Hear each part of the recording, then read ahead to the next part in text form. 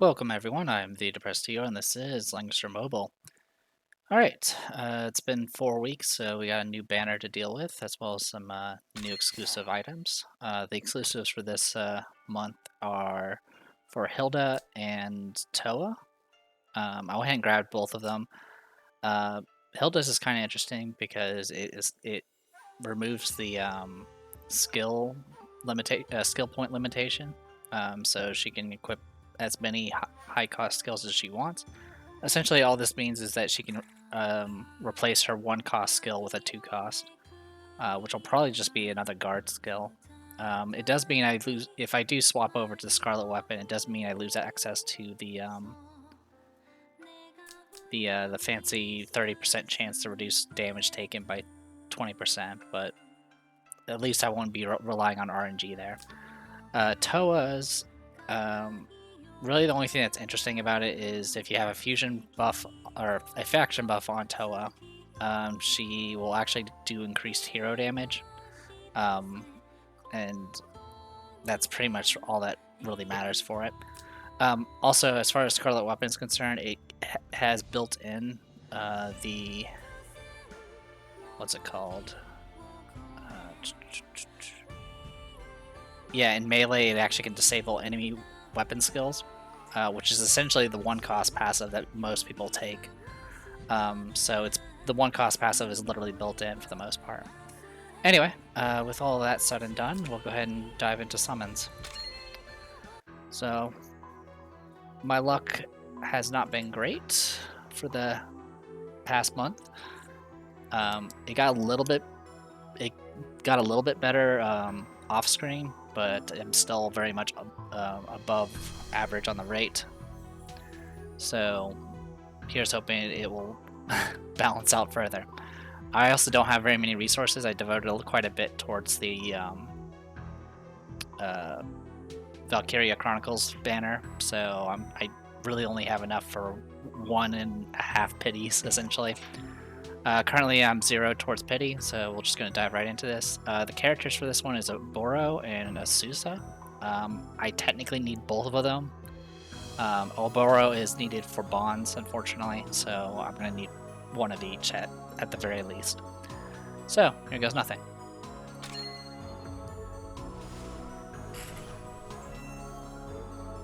Alright, let's start this off.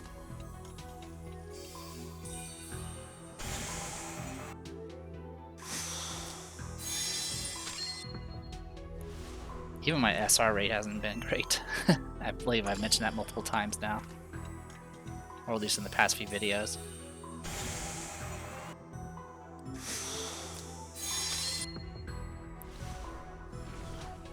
This will be 30.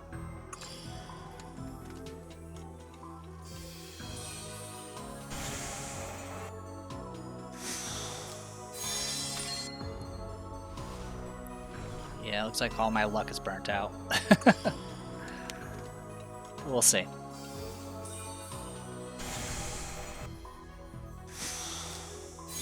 Hey, 2 SRs at least. Get a few more time shards out of it.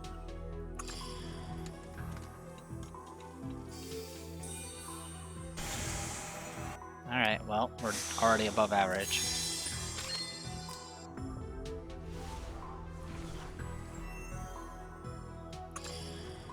As for the characters, Oboro I never really saw in action. Oh, 60. That's better than what I usually get. Yeah, so Oboro, he has a kind of a slow burn mechanic where he gradually builds up and transforms into a big dragon type thing. He also gets benefits for having less troops, which I think he doesn't even have troops when he's in dragon form. But I've never seen it in action in any of the matches. Asusa, on the other hand, is a hybrid attack int character, which tend to not be great, but in case of Asusa, they made it so her stats aren't completely abysmal.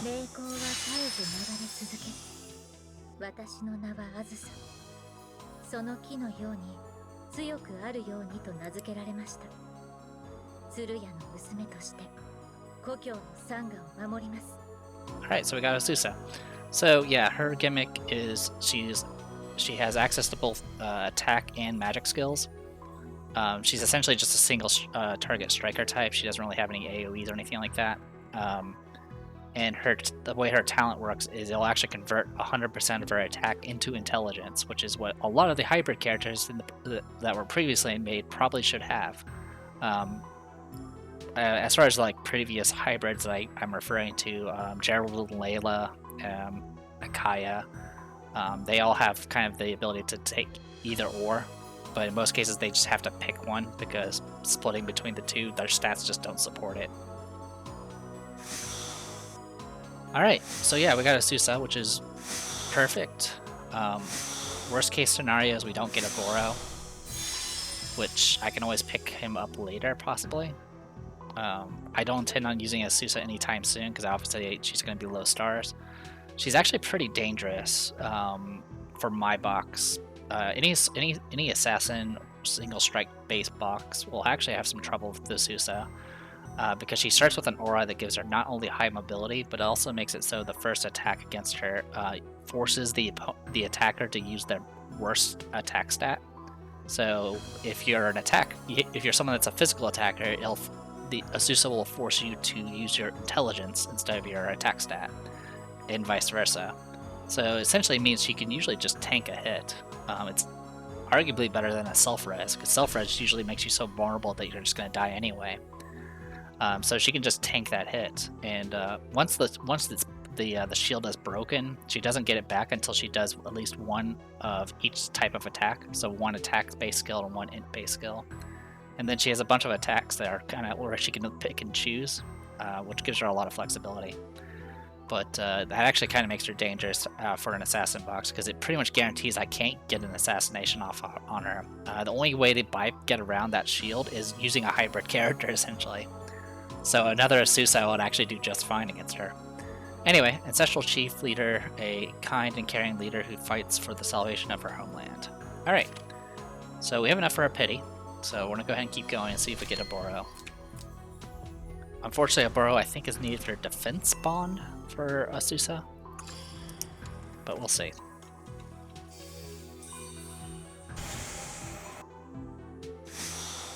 But getting Azusa within 60 summons, I won't really complain. It's a lot better than what my previous track record was.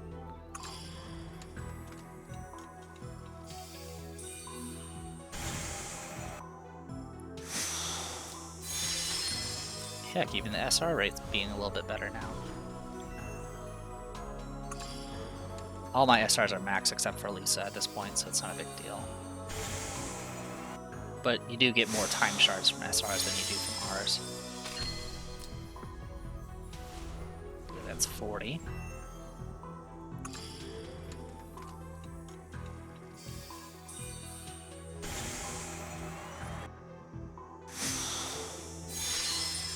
Okay, 50.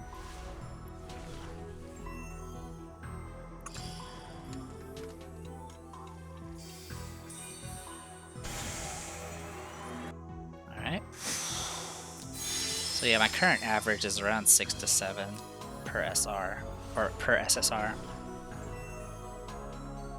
Used to be a lot worse until I did more summons. Oh wow, 60 again. Okay, let's see what we get.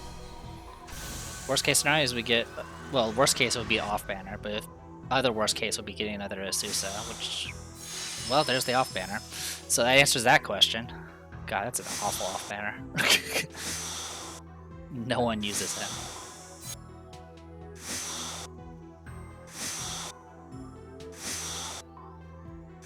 I don't even remember his name. Varash, that's his name. Well, off banner Varash. Alright, well, I don't have enough for another pity, so here's hoping. I mean, I was due in for a off banner, unfortunately, because I didn't actually have that many off banners from the collab banner. I think I only had one.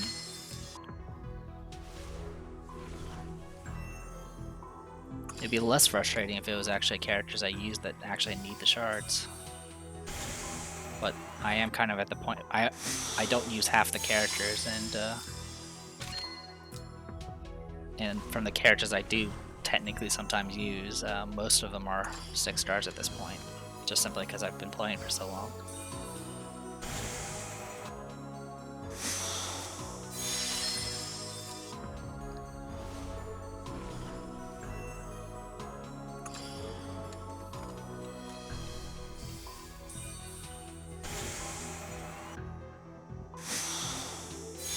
Alright, well, we have enough for two more temples, so here goes. This is 50, I believe. Alright, that's on average at least. So, how about not Varash?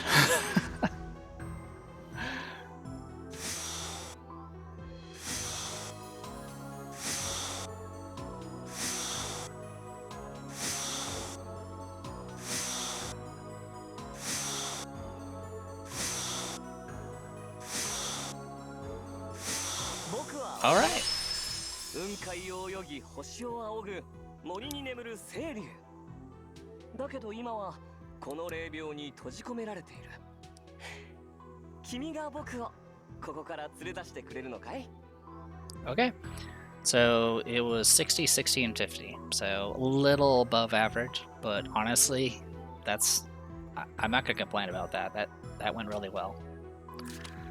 Mysterious young man, a boy trapped in a temple with an inextricable link to the legend of Saruno, which I'm assuming is a dragon. Alright, well, back down to practically no resources. I will cut it here, and when we come back, I will show off Azusa. So, BRB. Okay, so that took a little bit. I have her as maxed out as I can for now. I actually could not unlock one of the bonds because it required 5 wins in arena, and I had already did my arenas. I was doing it just to pass time, which I probably should have looked up ahead of time. So the only way I would be able to do it now would be to spend 40 crystals, and I really don't have the crystals to spare right now. So this will be mostly maxed out, but not entirely. In any case, Azusa's talent is she gets a attack increase. I think it's up to like 20% or something like that at max star rating. And then replace intelligence with 1 times attack. So essentially her attack and intelligence will always be the same. At the start of the battle, she gets Twin Elemental Protection, which gives mobility +3. And before being forced into battle, if the enemy's attack is lower than their int, then this attack by the enemy hero deals physical damage, otherwise it deals magic. This effect is lost upon being attacked once. When the hero enters battle using a physical skill, they gain hard. When entering battle using a magic skill, they gain soft. After taking action, if the hero has both hard and soft, then both are consumed and the hero restores 50% HP. At max star rating, it becomes 100%. And gains Twin Elemental Protection. Hard, soft, and Twin Elemental Protection ignore immunity and cannot be dispelled. So yeah, pretty cool stuff. Her skills are essentially a bunch of single target abilities that are either physical or magical. Her unique skills include a attack that's extra effective against demons, and makes it so the soldier damage becomes magic no matter what, which is kind of interesting. But you usually never use this ability because you're going to be using Soul Calling Strike instead. So Soul Calling Strike allows you to pick either the physical variant or the magic variant. Physical will do a defense debuff, otherwise it does a magic debuff. And whenever you do, if you choose magic, the soldier damage becomes magic as well. It's a 2-range ability, which means it'll include the troops even if they're melee. So yeah, what's kind of nice about this is it allows you to have coverage of both hard and soft with just 1 skill slot, which is nice. And then essentially she has a mixture of various physical and magical attacks like I mentioned before, and then she does have access to shield, of all things. She also has access to Faith, which of course is more damage, and then of course passive healing. The unique thing about both her classes are holy, and all of her classes have the benefit of being able to equip heavy armor. So I went ahead and took the armor that was on Hilda, because Hilda's now using her exclusive equipment. Took that armor, and then I grabbed someone else's helmet for Fury of Tyr here. Honestly, Fury of Tyr is probably not the best helmet for her, but it is what it is. And then I went, as for hammers, you can either go Mimir's hammer, which I do have. It can be kind of interesting to use because you can obviously do what Yusuke does, where you just summon do a summon and then instantly kill it, so you can get the buff for it. But I went ahead with Mjolnir, so I don't have to rely on summons or kills, and essentially that just gives me some extra dispel as well. Anyway, let's go ahead and do some awakenings. Oh, soldier types. Nothing really much to point out. I think fighting monks are probably the best for her in general, simply because she's always holy, so she always gets the attack bonus. Anyway, so on with this. Awakening. Saruno is the gift of the Venerable One. As ancestral chief, I vow to lead my people on his glorious path once again. Alright, let's do this. Something I wasn't expecting about Azusa is usually like anything that's like a mobility buff, it's usually like a gradual increase as you get to 6 stars, but for Azusa you get just a flat +3, which is pretty crazy. Alright, so we got Bozel, Bernhardt, and Alpha. Nothing I really need to worry too much about. Alright.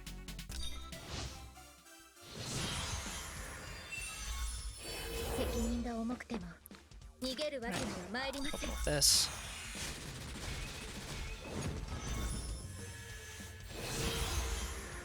Yeah, as long as I don't get attacked, I won't lose the buff. So I'm gonna do magic because I don't actually want to expend my hard and soft yet.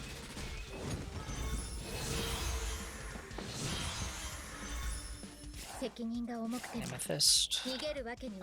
So magic damage is reduced right now, which is a little annoying because I don't have a physical attack available yet, but it didn't matter. I do so much damage, it's ridiculous. And this is 3-star Azusa, by the way. Alright, so with this, now she gets a 6 skill point. I don't really need to swap anything, so I'm just going to keep going. Alright. Even without the power of the Spirit Dragon, I can protect Serrano by my own strength. Alright, so instead of Bernhardt and Alpha, we have Arboro and Hilda. I guess I can go ahead and talk about Arboro. When initiating battle, damage dealt is increased by 20%. If this hero has no soldiers, the enemy soldier's damage is reduced by 90% before entering battle, and this hero gains a shield after taking action, which can block damage equal to 25% of the hero's max HP. Cannot be dispelled. When the hero dies, they deal AoE damage. AoE damage to the damage dealer and permanently increases their damage taken by 20%. Okay. So what's Orboro? Okay, she's going with Qigong Wave instead of Discipline. Okay. And everything else here is pretty standard. Dragon Breath, Spirit Breath. Okay. If your attack is higher than the enemies, then 2 random debuffs are applied. Okay, got it.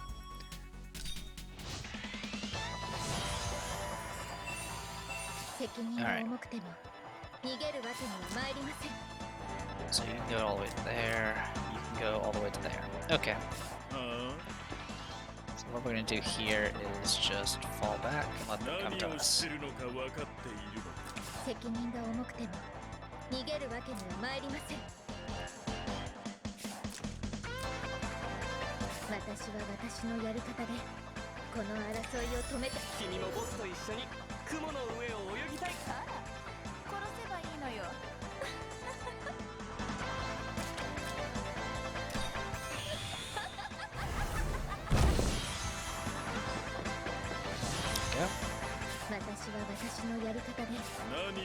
Get started.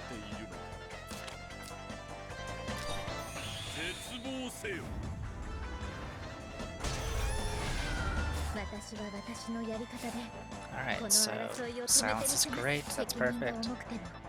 You are a physical attacker. Alright, so I'm gonna use you. So yeah, my attack comes again since it's lower. Alright, but now I can freely attack her without any issues. Is your attack 2 range? It is not. That's annoying. We'll do this. Hope for the best. Cool.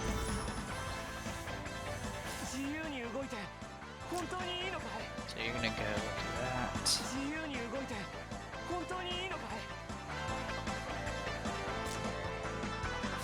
Okay, I'll just move up a step.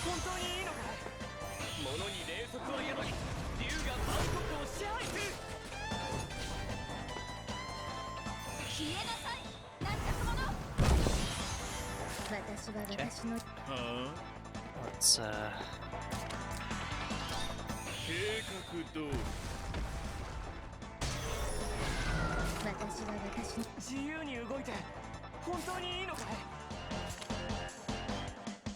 oh right, you don't have a you don't have the 3C, so you're not immune to mobility debuffs. Perfect.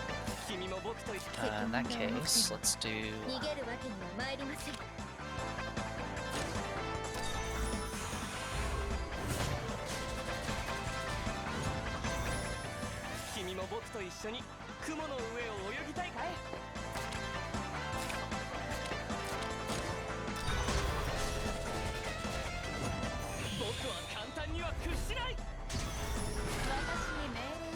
Alright.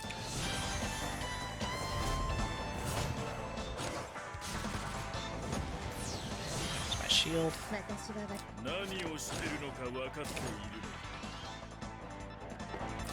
And just AoE.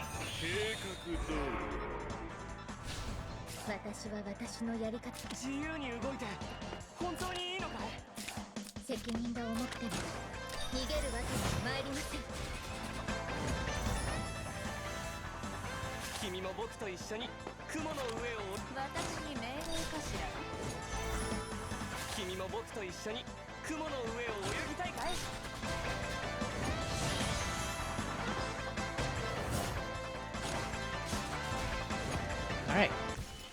Quick and easy.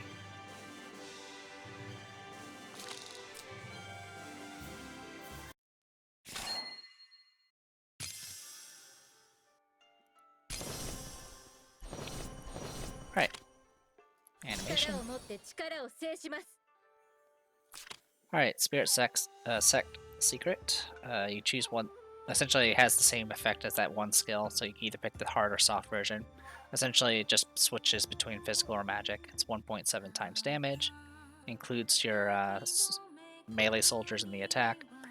And when you use it, you will convert 3 enemy buffs into random debuffs.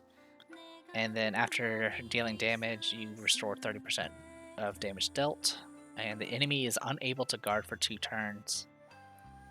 When equipped with melee, so yeah, that's already been mentioned. If the enemy is eliminated, you reduce the cooldown of this ability. So it's kind of a unique take on the Sword Soul style ability. So instead of dispelling just flat out 5 buffs like all the other ones, this one converts 3 of them. One thing that stands out is the debuff that this applies is not permanent, or not permanent.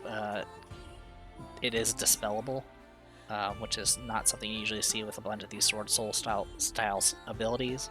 Usually, it's like if you don't immune it or whatever, you will have it for 2 turns and you're kind of screwed. Still, it's an interesting ability, and with this, we can now do 3C with Soul Calling Strike, which means I have 2 abilities that can alternate kind of freely. The cooldown for this ability is not listed. I think it's 3. And then this one has a cooldown of 1, looks like. Alright. And that's pretty much it. There's not much else to point out, so I am going to go ahead and... Oh, actually, I didn't even talk about the factions. Origins of Light, Strategic Masters, and Mythical Realm. It's kind of weird. Origins of Light kind of has just a weird mishmash of characters at this point. Um, I don't intend on using this character anytime soon, obviously, because she's 3 stars, and I'm not going to be devoting any more resources towards this banner. I'm very glad that we got everything from it, because I didn't really want to leave gaps in potential bonds in the future. Um, but yeah, I might consider using her in the future if I ever go back to an Origins box or something like that. But yeah, I think that's about it. So I'm gonna go ahead and call it here. I am the Depressed Dealer. This was Langrisser Mobile, and I'll see you guys later.